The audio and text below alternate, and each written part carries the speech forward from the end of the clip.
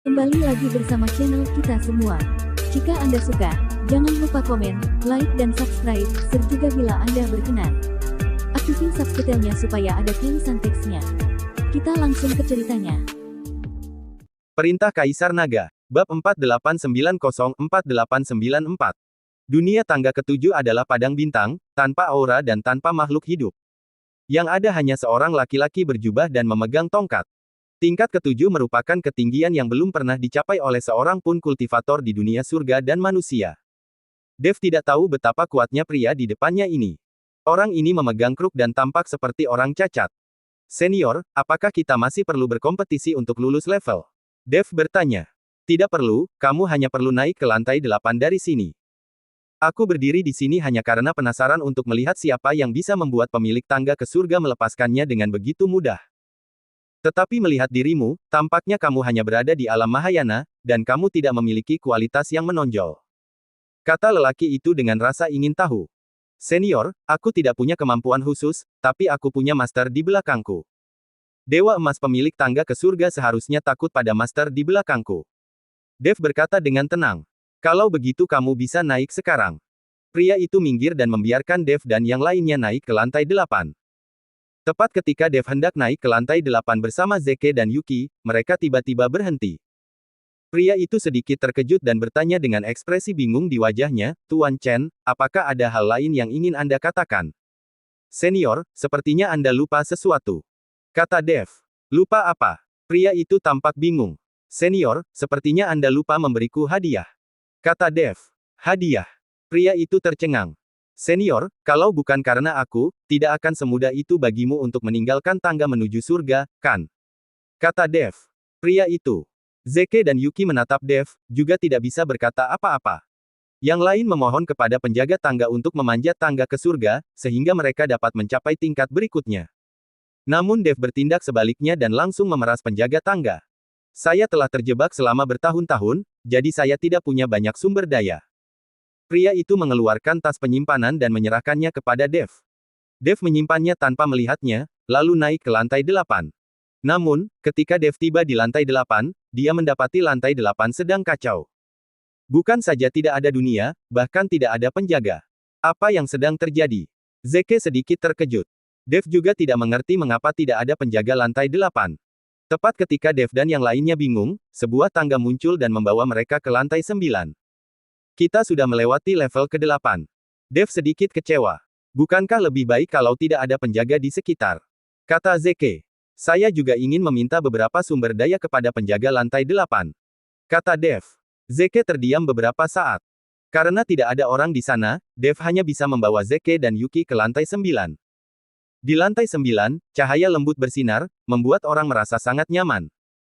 Seorang anak laki-laki yang tampaknya masih remaja, mengenakan jubah kuning, diam-diam menunggu Dev dan yang lainnya. Dev memandang pemuda itu dan tahu bahwa orang di depannya tidak mungkin seorang anak kecil. Meskipun ia tampak seperti remaja, ia mungkin telah hidup selama ribuan tahun.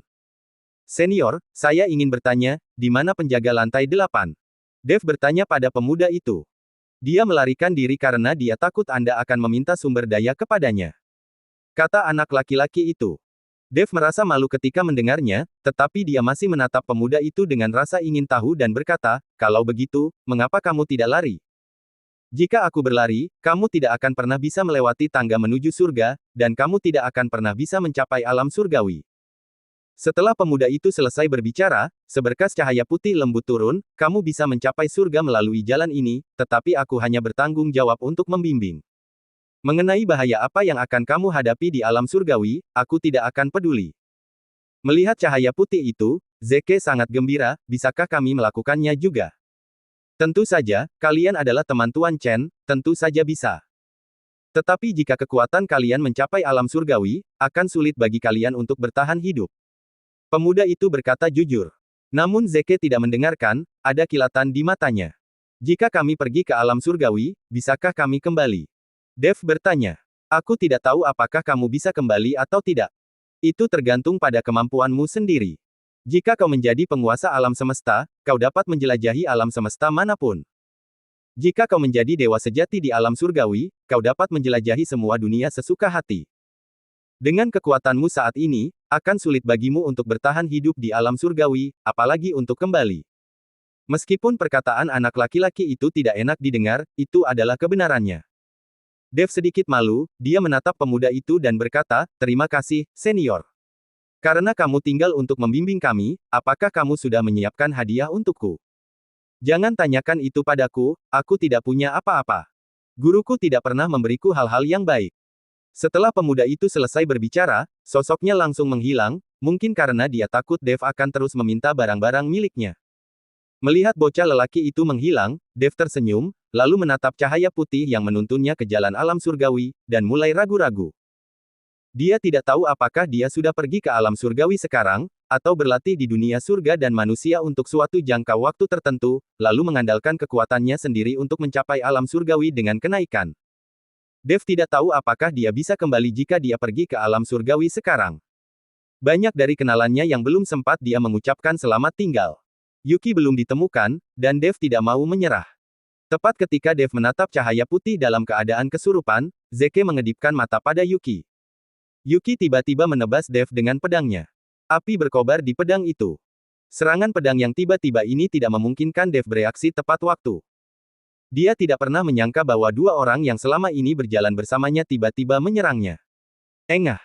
Sebuah luka dalam tertinggal di punggung Dev, darah mengucur deras dalam sekejap, dan dia terhuyung dan hampir jatuh ke tanah. "Saudara Ning, apa yang sedang kamu lakukan?"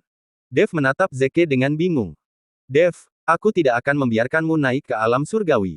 Aku akan membunuhmu." Zeke meraung, matanya penuh amarah dan niat membunuh. Merasakan niat membunuh ini, Dev mengerutkan kening, "Apakah kamu Zeke?" "Hahaha, ya, ini aku." Zeke melepas topengnya. Menatap wajah yang dikenalnya, Dev tersenyum, "Sekalipun kamu menyakitiku, kamu bukanlah lawanku." "Dev, aku mungkin tidak bisa mengalahkanmu, tapi kakak perempuanku bisa." Ucap Zeke, lalu menatap Yuki dan berkata, "Kakak senior, bunuh dia." Yuki tak berkata apa-apa lagi dan mengayunkan pedangnya ke arah Dev. Pupil mata Dev tiba-tiba mengecil, lalu dia memanggil pedang penebas naga, dan langsung melontarkan aura pedang yang mengerikan. Ledakan. Niat pedang itu hancur, dan sosok Dev langsung terhempas. Kekuatan Dev yang terluka telah melemah saat ini. Melihat pemandangan ini, wajah Zeke dipenuhi senyum muram. Dia sudah menunggu hari ini. "Kamu mencari kematian." Dev marah. Tubuh emas yang tidak bisa dihancurkan perlahan-lahan menutupi seluruh tubuhnya, dan kekuatan spiritual yang mengerikan mengalir di tubuhnya. Yuki mengayunkan pedangnya lagi, tetapi kali ini, Dev setenang air. Dia memperhatikan pedang Yuki dengan tenang, kemudian pedang penebas naga di tangannya memancarkan cahaya keemasan yang menyilaukan. Disertai dengan raungan naga, seekor naga emas muncul di belakang Dev, kemudian disertai cahaya pedang, ia menyerbu langsung ke arah Yuki. Cahaya pedang Yuki langsung dikalahkan, dan Yuki terbang mundur. Dev benar. Sekalipun dia terluka, mereka tidak sebanding dengan dirinya. Pada saat Yuki terlempar mundur, Dev melompat dan menebas dengan pedang penebas naga di tangannya. Mati. Meskipun pihak lain adalah seorang wanita, Dev tidak menahan diri sama sekali saat ini. Tetapi tepat saat pedang penebas naga milik Dev hendak membelah Yuki menjadi dua, topeng di wajah Yuki tiba-tiba terlepas. Sebuah wajah yang sangat familiar bagi Dev muncul di hadapannya. Dev tertegun, dan pedang penebas naga di tangannya seketika berhenti. "Yuki." Dev menatap Yuki dengan kaget, matanya penuh kebingungan dan keterkejutan. Engah. Tepat saat Dev menatap Yuki dengan kaget, pedang di tangan Yuki telah menembus tubuh Dev. Melihat pedang panjang yang menusuk tubuhnya, Dev bingung, "Yuki, mengapa ini terjadi?"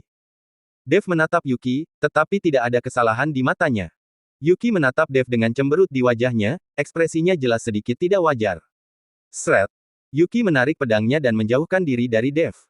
Dev jatuh ke tanah, darah mengalir keluar seperti kolom air. Yuki, Dev berjuang untuk berdiri, tetapi ada api yang membakar di sekitar luka pedang di perutnya.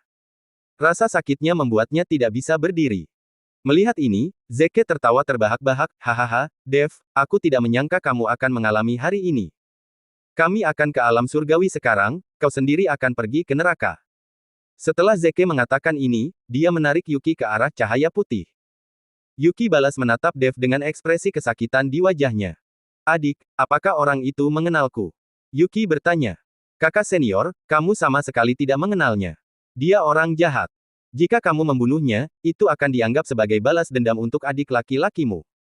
Zeke menipu Yuki, dan kemudian mereka berdua berjalan menuju cahaya putih. Yuki. Dev meraung, tetapi dia tidak berdaya menghentikannya. Dia hanya bisa menyaksikan Zeke dan Yuki menghilang. Dev hanya merasakan pandangannya menjadi gelap di depan matanya, dan dia pingsan. Entah sudah berapa lama, saat Dev perlahan membuka matanya, dia mendapati dirinya berada di Sekte Kuali Giok. Kaisar Lin, Kaizen, Kelly, Vanessa, Ruby, Kaisar Ihe, Putri Isha, Helena, Scarlett, Juliet, Queenie, Julian dan lainnya. Semua orang melihatnya, dan ketika mereka melihat Dev bangun, senyuman muncul di wajah semua orang. Tuan Chen, Anda sudah bangun. Dev, kamu akhirnya bangun. Master, hebat sekali, Anda akhirnya bangun. Semua orang sangat bersemangat. Sudah berapa lama saya tak sadarkan diri? Dev bangun, menggelengkan kepalanya yang pusing dan bertanya. Tuan Chen, Anda telah koma selama 3 bulan. Kaisar Lin berkata. 3 bulan. Dev terkejut dan bergegas keluar dari Sekte Kuali Giok. Dev tahu bahwa tangga menuju surga hanya ada selama 3 bulan. Dan tangga itu akan menghilang setelah waktu itu, Dev tidak akan bisa pergi ke surga untuk menemukan Yuki. Dev khawatir karena Yuki bersama Zeke. Jika orang ini Zeke selingkuh, Dev mungkin tidak ingin hidup lagi. Namun, ketika Dev bergegas keluar dari Sekte Kuali Giok, dia melihat tangga menuju surga masih berdiri di antara langit dan bumi. Dev menghela napas lega saat melihat ini. Saat ini, di dalam tangga, pemuda itu menatap lelaki tua itu dan berkata, Guru, waktunya sudah habis, saatnya kita pergi. Omong kosong. Siapa yang bilang waktunya sudah habis? Orang tua itu mengutuk. Sudah 3 bulan, aku masih mengingatnya. Kata anak laki-laki itu dengan tegas. Orang tua itu langsung menamparkan pemuda itu, kalau aku bilang waktunya belum habis, berarti waktunya belum habis. Diamlah. Pria muda itu memutar matanya ke arah pria tua itu. Dia tahu gurunya sedang menunggu Dev.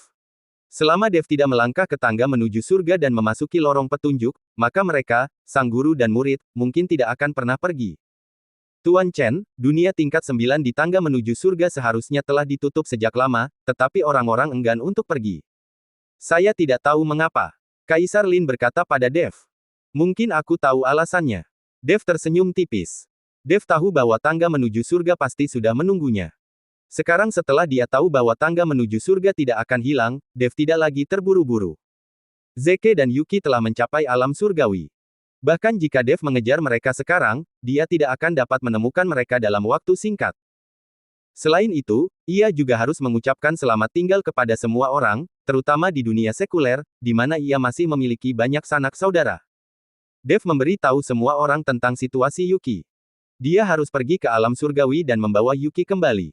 Setelah menjelaskan situasinya, Dev menghibur semua wanita tanpa pilih kasih. Setiap wanita diperlakukan sama. Untungnya, tubuh Dev juga sangat kuat. Bahkan ketika berlatih kultivasi ganda dengan begitu banyak wanita, dia bahkan tidak bernapas dengan berat. Ia dapat dikatakan sebagai seorang pemancang tiang berjalan. Setelah menjelaskan urusan alam surgawi, Dev menggunakan pedang penebas naga untuk memotong kehampaan dengan satu pedang, dan celah kekosongan gelap perlahan muncul. Dev memasuki celah kehampaan, dan segalanya menjadi gelap di depan matanya. Ketika Dev membuka matanya, dia menemukan bahwa dia telah tiba di dunia sekuler. Melayang di udara, menatap dunia sekuler di bawah kakinya, Dev merasa sedikit emosional. Sekarang dia telah tiba di dunia sekuler, dia bagaikan dewa sejati yang turun ke bumi. Pada saat ini, di gerbang naga di Kyoto, Rosalind dan gadis-gadis lainnya sedang berlatih. Karena mereka memiliki keintiman fisik dengan Dev, semua gadis itu memiliki darah Dev di tubuh mereka. Oleh karena itu, mereka berlatih dengan kecepatan yang mencengangkan. Setelah berlatih beberapa waktu, para wanita mulai beristirahat. Saudari Rosalind, sudah setahun berlalu. Bisakah kita membuka jalan antara dunia sekuler dan dunia surga dan manusia untuk bertemu Dev? Maya bertanya pada Rosalind. Saya juga tidak tahu, mari kita tanya pada Tuan Hu. Rosalind selalu memainkan peran sebagai kakak perempuan di depan semua gadis. Sejak Dev pergi, Rosalind telah mengelola seluruh gerbang naga. Ravina juga dirawat dengan sangat teliti oleh gadis-gadis ini, jadi dia sangat menyukai dan senang dengan menantu perempuan ini. Ada halaman yang sangat kecil di sebelah gerbang naga. Matthew telah berkultivasi di sini selama setahun terakhir. Dia tidak dekat dengan wanita manapun selama setahun penuh, dan yang dia lakukan hanyalah berlatih. Ketika Rosalind dan yang lainnya datang menemui Matthew telah membuka matanya dan menatap langit biru. Pada saat ini, Matthew tampaknya terlahir kembali, dan dia memiliki aura biksu abadi. Ada secercah cahaya di matanya, bukan lagi tatapan penuh nafsu. Tuan Hu, periode 1 tahun telah berlalu. Bagaimana kita bisa membuka jalur antara dunia sekuler dan dunia surgawi dan manusia untuk pergi bertemu Dev? Rosalind bertanya pada Matthew. Matthew menatap ke langit, lalu tiba-tiba tersenyum dan berkata, kita tidak perlu mencarinya, dia sudah ada di sini. Dia di sini. Rosalind dan yang lainnya semua terkejut dan menatap ke langit. Benar saja, sebuah sosok jatuh dari langit, dan sebelum semua orang bisa melihat dengan jelas, sosok itu sudah mendarat di depan mereka. Siapa namamu? Melihat bahwa itu memang Dev, Rosalind dan yang lainnya semuanya terkejut. Dev juga merasa gembira dan gembira saat melihat Rosalind dan yang lainnya. Bagaimanapun, dia tidak bertemu mereka selama setahun. Gadis-gadis itu bergegas ke arah Dev dan mengekspresikan emosi mereka, dan Dev juga menanggapi dengan antusias. Kayu kering dan api menyala dengan sangat kuat. Persetan, pergilah ke tempat lain, jangan di tempatku, jangan ganggu hati rohaniku. Matthew berteriak. Dev melambaikan tangannya ringan, dan sebuah penghalang pun muncul. Matthew hanya bisa mendengar suara tetapi tidak bisa melihat apapun. Ichi Kiwir. Matthew hanya bisa duduk bersila dan berlatih keras, tetapi suara terengah-engah itu membuat Matthew berkeringat di dahinya. Setelah waktu yang tidak diketahui, penghalang itu menghilang. Dev berjalan mendekati Matthew, menatap wajahnya yang malu, tersenyum dan berkata, Tuan Hu, sejak kapan Anda menjadi begitu acuh tak acuh? Ini bukan karakter Anda. Enyahlah, kau kembali mengganggu hatiku dan hampir menghancurkannya. Matthew memutar matanya ke arah Dev. Dev menatap Matthew, lalu ekspresi terkejut muncul di matanya. Tuan Hu, Anda. Tulang abadi Anda. Dev menemukan bahwa Matthew sebenarnya memiliki banyak tulang abadi di tubuhnya, dan kekuatannya tidak lebih lemah dari kekuatannya sendiri. Tahukah Anda, Dev menikmati sumber daya yang tak terhitung banyaknya di dunia surga dan manusia sehingga mencapai prestasinya saat ini. Tetapi bagaimana Matthew bisa menjadi begitu mengagumkan di dunia sekuler hanya dalam 1 tahun? Aku tidak menyangka kalau kamu punya sepasang mata yang tajam. Jika aku mengatakan bahwa aku adalah reinkarnasi dari seorang abadi, apakah kau akan mempercayainya? Matthew bertanya sambil tersenyum. Percaya. Dev mengangguk. Selama tahun ini di dunia surga dan manusia, Dev telah mengalami segalanya. Mengapa dia tidak percaya pada reinkarnasi makhluk abadi? Lagi pula, apapun bisa terjadi. Ketika dia berada di dunia sekuler, Dev tidak pernah berpikir bahwa orang mati dapat dibangkitkan. Saat Anda mencapai dunia surga dan manusia, bahkan jika Anda menjadi abu, Anda dapat dibangkitkan. Sekalipun Anda telah mati selama 1000 tahun, Anda masih dapat dibangkitkan. Jadi tidak ada yang mustahil di dunia ini. Hahaha, tampaknya kamu baik-baik saja di dunia surga dan manusia dan kamu bahkan percaya pada reinkarnasi makhluk abadi, tetapi apa yang kukatakan itu benar. Jika ingatanku tidak terbangun tiba-tiba, aku tidak akan tahu bahwa aku adalah reinkarnasi dari seorang abadi. Matthew berkata sambil tersenyum. Tidak heran kepribadianmu berubah. Kamu tahu, kamu bahkan tidak bisa untuk tidak meneteskan air liur saat melihat wanita cantik sebelumnya. Dev bercanda. Saya tidak bisa bergerak sekarang. Jika saya tidak ingin menerobos lorong antara dunia sekuler dan dunia surga dan manusia secepat mungkin, saya tidak perlu berlatih sekeras ini. Sekarang setelah kamu baik-baik saja di dunia surga dan manusia, jangan lupa carikan aku beberapa gadis di dunia surga dan manusia untuk bermain. Matthew berkata sambil menyeringai. Dev menepuk Matthew dan berkata, benar sekali, ini adalah Tuan Hu yang kukenal. Dev, sekarang kamu sudah kembali, pergilah menemui ibumu. Dia banyak bercerita tentangmu selama setahun terakhir. Kata Rosalind. Dev mengangguk, lalu mengikuti Rosalind dan yang lainnya kembali ke Longmen. Ketika dia melihat Ravina, Dev mengikuti Ravina dan menangis.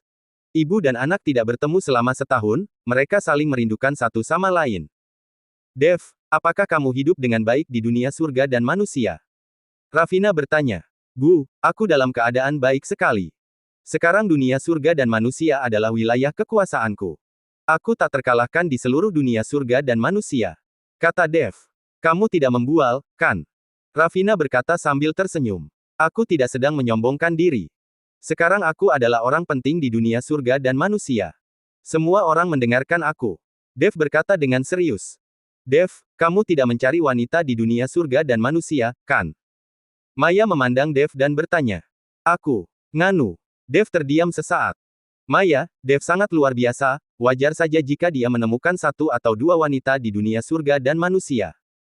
Kita tidak bisa membiarkan cacing berotot Dev menderita di dunia surga dan manusia selama setahun, kan? Rosalind berbicara membela Dev saat ini. Dev memandang Rosalind dengan rasa terima kasih. Rosalind sungguh perhatian. Wajar kalau ketemu satu atau dua, tapi kalau lebih dari satu atau dua bagaimana? Maya terus bertanya, Dev, berapa banyak wanita yang telah kamu tiduri di dunia surga dan manusiai? Rosalind tidak bisa berbicara mewakili Dev kali ini, jadi dia menatap Dev. Dev juga ingat berapa banyak wanita yang ditemukan di dunia surga dan manusia. 1, 2. Hei! Mungkin 10 atau 20 atau lebih. Dev berkata dengan agak malu. Apa? 10 atau 20? Semua gadis terkejut. Saudari-saudari, aku khawatir Dev akan terjepit di dunia surga dan manusia tahun ini. Kita para saudari tidak boleh bersikap lemah lembut atau dikalahkan oleh orang lain. Seranglah bersamaku. Rosalind memimpin sebagai kakak perempuan tertua saat ini. Dev segera kewalahan oleh gadis-gadis itu, sementara Ravina mulai tertawa. Dev bertarung dengan para wanita selama beberapa hari, dan kemudian membawa Eli ke Hongcheng untuk menemui Elias Gu dan Juansu. Namun, ketika Juansu bertanya tentang Yuki, Dev hanya bisa berbohong dan menyembunyikan masa lalu. Setelah itu, Dev pergi ke desa keluarga Chen tinggal untuk mengunjungi ayahnya Edward Chen dan Selin Tang, yang telah membesarkannya selama lebih dari 20 tahun. Dev meninggalkan beberapa ramuan untuk orang tuanya. Lagi pula, mereka hanya manusia biasa dan tidak bisa berkultivasi, jadi tidak bisa membawa mereka ke dunia surga dan manusia. Hanya ada beberapa ramuan ajaib yang tersisa di dunia sekuler yang dapat memperpanjang hidup. Kemudian Dev bertemu dengan Yansen Lin dan Fata lagi. Keduanya telah menikah, dan Fata tengah hamil besar. Bersambung.